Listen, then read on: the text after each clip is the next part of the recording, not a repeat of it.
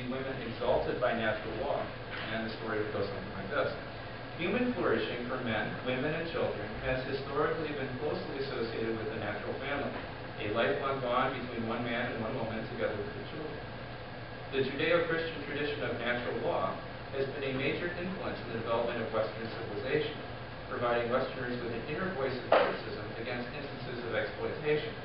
And I just threw down two examples. De las Casas, you may recall, was critical of the conquistadores at the time of, following Cortez and so forth. And he says, we got all these Spaniards who are supposed to be Christians, and they're not acting that way. They're horribly mistreating the native people here. And so he draws upon this Judeo-Christian natural law tradition of human rights in order to criticize that his own people aren't living up to their own expectations. And doesn't MLK do the same thing, right? He says, you white men, didn't you guys write the Declaration of Independence and the Constitution? Well, it's like a check that you're saying has insufficient funds, is one of the metaphors he uses. Well, we're here to make good on that check, right? And we want you to own up to those promises you made. So, as compared to, say, a Malcolm X, who rejected the values of white Americans, he said, I accept the values that you put down in writing, but now I want you to live up to those things, right? And so that's the inner voice of self-criticism that can be drawn from that natural law tradition. Although articulated with great clarity by medieval Catholic theologians, Thomas Aquinas comes to mind, natural law in fact transcends religious, ethnic, and other divisions. For example, Confucius taught basically the same thing as Christ does to the golden rule. So it's not a Eurocentric idea or anything like that, but something much broader. Both Scripture and natural law prompted New England Puritans to regard husbands as heads of households and wives as submissive. They understood headship as a loving and protecting. Significantly, women and girls of Puritan New England had the highest literacy rate in the world. Their intellects were greatly esteemed within the home. And in part, this was due to the Puritan emphasis on reading the Bible and teaching your children to read the Bible. By the time of the American Revolution, a notion of Republican motherhood was built, whereby wives and mothers were valued for the assistance they provided to husbands and the training they provided to sons, future statesmen perhaps, and daughters, future mothers of the Republic. Voting, initially intended as a safeguard for property rights, previously had been limited to landholders. Thus, the household, not the individual, thus household, not individual suffrage, had been the prevailing understanding. So when you think about the right to vote, by 1920, when the 19th Amendment is adopted, clearly by then you have this notion that it's an individual right, and if men can have it, and if blacks men can have it, then why can't women have it too? It's an individual right. If you go back earlier, though, you remember in England, hardly anyone could vote. Very few of the men could vote. You had to own enough property to be able to vote. In America, the same idea transferred over and was gradually phased out, so that by about 1830, it's basically universal male suffrage throughout all the different states. But coming with that older idea, what's the purpose of government? To protect property. Who owns the property? Well, they're the people who should decide who's in the government. You see how there's the connection between property ownership and electing people. And so, on what basis does the person do it? On the basis of those whom the property serves, right? The whole household. In which case, a man would vote on behalf of the household was the idea. So it wasn't necessarily seen as unfair that a woman couldn't vote, if you look at it from that understanding. And that's what that comes from. The Protestant Reformation had regarded the family as the fundamental unit of society. Enlightenment political philosophy can be read backwards as being consistent with that ideal of a more household suffrage idea, of that being consistent with the Enlightenment. Or you can kind of look forward, and we know 1920 is coming and so forth, right? And then you see, well, the Enlightenment promotes individualism, and so there's always this awkward tension. Why can't women be individuals too? Why can't they vote? You see what I mean? So it depends if you're looking forward or backward when you stand around, say, the year 1800, and you want to understand this. As the revolutionary spirit of popular sovereignty spread throughout the early republic, voting eligibility was relaxed, trending toward universal white male suffrage, still with this lengthening idea of the head of household as part of the justification. In some instances, women did vote, although, like men, they were to do so on behalf of the household. Was generally a bad idea. New Jersey is the one interesting exception that initially allows them to vote by the way it sort of doesn't define gender, and actually black men are voting, and then it pays out for black men, and then it pays out for white women as well. And so there's some interesting stuff there.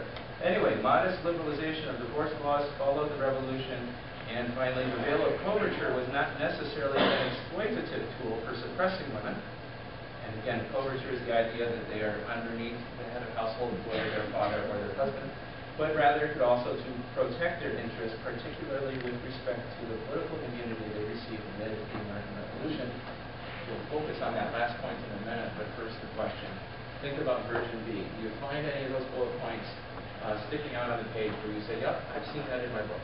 Do any of them show up? Yeah, which ones? Republican voters are special in the early republic. Yep. So Republican motherhood does show up. Any others? Are there any that stand out as being, whoa, that seems contradictory to the way most of my teaching materials go?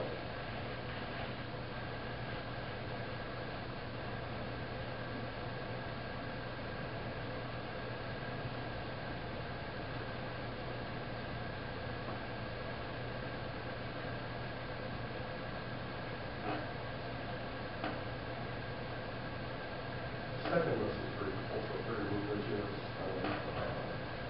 social connections, but not everyone takes that approach. Talking back on the political.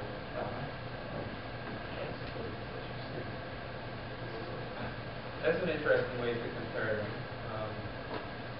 The version A is sort of more cut and dry economic and political principles, right? So we either have individual rights or we don't, something like that, right?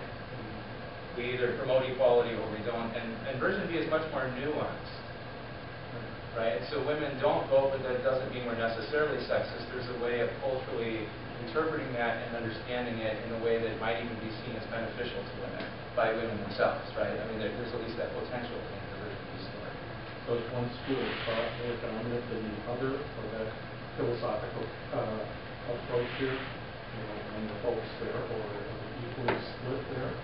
You're asking back to the time period, or just the time period. At the time period, I think the both are very much there, and then there's tension between them. I think that A is too simplistic to be taken on its own. I think that B adds a dimension, and I would like to see them integrated rather than just one or the other. Because if you take B by itself, I think it overstates the under. So I'm going to say it underestimates some of the disparities between men and women and white men and slaves by implication and so forth. But at the same time, version A by itself, I think overestimates. To start with, okay, as this country is being formed, what is the rationale that says basically if you're drafting the Declaration of Independence and the Constitution, what is the rationale regarding the role of women in voting? What stands out there? Are we hearing all of these arguments, or are there some that are at the top of the list that are being espoused? Well, there's not a strong discussion about it, for one thing. It's not like there's a serious proposal. Oh, I think maybe, you got Gabrielle Adams. Remember the lady, she says, right? But it's kind of tongue-in-cheek and flirtatious with her husband, and the others are just, fun and romantic and everything else. But is there any kind of crusade politically for them? No, not really. And so I think they're coming out of an understanding that says husbands and fathers are the heads of household, and part of their job is to take care of the family, to represent the family for the good, not just of themselves as an individual. You see, they don't yet have the radical individualism that we have now, that makes it so dangerous that, immediately when we hear that now, we're thinking, well, what if he represents his family in a way that hurts them and it's just for his own good, if he's selfish? This is an era in which civic virtue was understood to be a self-giving notion for one's own family, first and foremost, and also for the state, right? And so you find in the writings of the Federalist Papers, that we need virtuous citizens and that kind of thing. So even though you're preaching revolutionary, radical, independent ideas from the past, you're still maintaining vestiges of the origins of this new civilization. I think in so. America, right? Now, but once you start to do that, once you start to follow John Locke's individuals, there's a way in which the logic of it can unwind farther than Locke would have